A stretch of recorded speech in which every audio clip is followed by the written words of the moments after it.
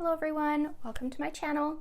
My name is Amanda and this is Birch and Lily, my podcast about knitting and cross stitch.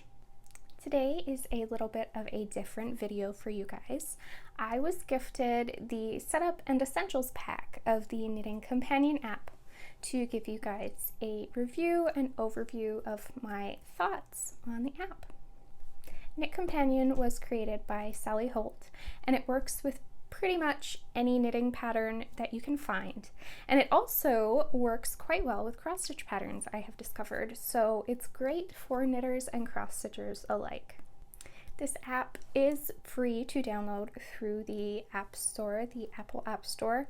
I believe it is also available on Android, but I'm not sure it has all of the features. I have been using it exclusively on my iPhone, as well as the free version of the app. There is also a couple different tiers of paid versions available. Like I said, I was gifted the Setup and Essentials pack so that I would be able to give you guys the best review possible of the app, but there are also a lot of wonderful things that are available in the free version of the app as well, so I will definitely be going over all of those things for you guys today. knitCompanion is wonderful because it links to both your Ravelry account and your Dropbox. So it's easy to add cross-stitch patterns, knitting patterns, anything you'd like into the app. With it linking to your Ravelry account, it's very easy for you to literally log in and scroll through every pattern that you have stored in your library. And adding from Dropbox is just as easy as well. You just pick the PDF that you have uploaded and it downloads it straight into the app. The app has a variety of different ways for you to mark where you are in the pattern and keep track of things. My favorite is definitely the highlighter bar. It completely replaces highlighter tape, which is what I was using to mark my patterns before when I used them on paper. But with the knitCompanion app, the different highlighter tools are easy to move, and you can also actually set them up to move from voice commands, which I think is amazing. I have been fiddling with it a little bit and I haven't had time to fully figure it out, but I will be linking a whole bunch of tutorials down below that the creator of the app has given us to use, and it shows how to set up moving your highlighter bar and all sorts of other markers with voice controls. You also have a spot to leave project notes available, as well as a whole bunch of different timers and row counters on the side here as well. One of my favorite things too about the app is that it never forgets where you were. So if you close down the app in the evening and go back to the pattern the next day, all of your markers are in the same spot, all of your notes are in the same spot. It's so easy and it keeps everything together, and there's literally no way you can lose your spot. So yeah, like I said, I have taken some screen recordings for you guys to kind of give you a little bit of ideas of some of the things you can do with the app. Hopefully they help you out, and like I said, there will be a whole bunch of different other tutorials linked down below if you want to know more information. They are very, very in-depth on what you receive in the free version and the two different options of the paid version. And I think they will give you a lot more information if you're interested about this awesome app. So here I am picking a new project to start on. And I'm also kind of scrolling through and giving you a small overview of all the different marker options. There's the blue bar that's available. I haven't used that quite a bit. I'm not 100% sure what I would use it for, but I'm sure plenty of you would find it quite useful. Maybe even if you were trying to read a pattern that was written out, you could move it along and kind of mark what word you're on so you don't get lost when you're looking back and forth from the pattern and you're knitting or your cross stitch. Like I said, my favorite tool to use is the highlight bar. It's bright, it's hard to miss. I can look away and look right back and my eyes instantly go to that part of the pattern. There's also this little red pointer tool. So if you're trying to pick out something important in the pattern, I guess you could use this. Again, I haven't used this function a lot. The highlight bar has definitely been the most useful thing for me. So like I said, here is where you can add notes to your project. I don't have any written in here just because I made a quick chart for you guys so that I could show you stuff without giving away someone's pattern, obviously. I find it particularly useful with my sock knitting.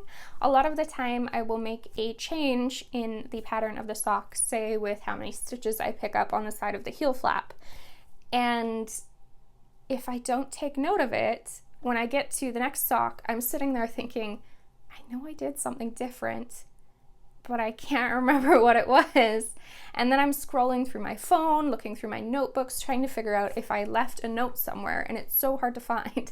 Where if I'm able to leave that note right on the pattern, it's easy, it's simple, I've got it right away, and there's no wasting time flipping through a whole bunch of different notebooks to figure out where the heck I left that note. Any notes that you put in there, of course, like everything else in the app, they're saved for later use. So what I'm showing you here, drawing a little heart, is the pattern markup tool. This is available with an upgrade to the app. I think this would be very useful if you were using the app for a cross stitch pattern, especially maybe a Haid or something bigger like that, because you could take the markup tool and scribble out each box as you've stitched it. Now, all of these markup tools, marking tools, the highlighter bar, everything are fully customizable. So here you can see some of those things kind of being fiddled with a little bit, making the blue bar larger. You can invert the highlight bar so that it highlights everything on the pattern except for the row you're working on itself. That I actually found quite useful as well, depending on the pattern I'm working on. If it's really busy or there's lots of rows in the repeats, I found it really useful to invert the highlighter bar. So here I am kind of just scrolling through all of my Ravelry patterns. I really, really like this part of the app. There's no downloading the pattern to your computer, then uploading it to something else or printing it off or anything like that. You literally search for the pattern in the knitCompanion app, and it downloads it straight to, and you can start your project. And like I said as well, you can easily do the same thing with Dropbox. Any PDF that you have uploaded to your Dropbox, you just select the Dropbox portion of the app, pick it, and it is uploaded into the app and ready for you to make marks on, highlights, anything that you could possibly need. So this feature of the app is definitely something that I'm still playing with. There's a lot to learn, but it's super, super, super useful. So you can make super easy access to all of your chart keys. You just crop them out and then they will be available below the pattern so that there's no scrolling over to your key to figure out what that one stitch was and then scrolling back and trying to figure out where you were. You're easily able to leave the pattern right where it needs to be, the highlight bar right where it needs to be, and scroll through the key on the bottom of your pattern. I feel like this would be even more useful if I was able to use the app on an iPad, but unfortunately I just have an iPhone that I'm using it on. But with the iPad screen, you would have so much more space and ability to see everything all at once. Like I said, you're also able to move your highlight bar with voice keys. This is also something that I'm still really playing with, but from what I've seen so far, I'm very excited to figure it out. I just have to watch, of course, some more reviews and do some more fiddling. I will say, it's a little bit harder to do some of these things on the iPhone version of the app just because everything's more compact. It's set up a little bit different than the iPad, and I do notice that all of the tutorials are done, or the tutorials that I have been provided with are done on an iPad. So things are slightly different on my iPhone, but it's still pretty darn easy to do. It just takes a slight little bit more thinking. As well as this, which is something I haven't had a chance to do yet just because all of my patterns have been quite easy to read and straightforward, but you are able to crop patterns and reset them up together like little puzzle pieces so that they're one big piece. So say you have a Haid that you're working on.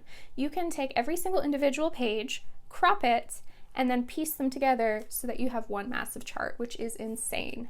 No page flipping again, you can just literally scroll through the whole pattern once you have done that. So that is not something that I have done yet, as I said, because I've just been using the app mostly for knitting patterns. But I think if I had an iPad available to me to do that with my Haid would be super, super helpful. So yeah, I don't want to ramble on too much because I know this is a review and I don't want you to have to sit here for an hour listening to me talk about the app. I know I would get really bored doing that, but this app is wonderful. I'm very, very happy with it. It makes it super easy for me to remember where I was in a pattern. I can pick it up literally anywhere. I always have my phone with me. So for me to grab some knitting in the car or grab some knitting when I'm sitting at a friend's house and just pull it up on my phone is so easy. It's super hard for my eyes to stray to the wrong part of the pattern with the highlight bar. So the only complaint that I think I have is I wish I had an iPad so that a lot of the features were just that little bit easier to use. The iPhone version, while convenient for on traveling days and stuff like that, it's not super great for everyday use when you get into larger patterns. I do wish that I had a larger screen so that it was easier for me to look at a whole bunch of things at once, or like I said, piece together those Haid patterns or something like that. So I do think the iPhone version of the app is great for on the go, but I do wish I had an iPad for everyday use of the app. So yeah, I really hope you guys check out the knitCompanion app. Definitely give the free version a try and decide if you would like to upgrade, obviously, to some of the paid versions of the app. Definitely recommend it for some of those cropping tools and stuff like that. I will have links available down below for you guys to all of the tutorials that I have been talking about. And that is all I have for you today. Thank you so much for watching. Take care, and we will see you next time.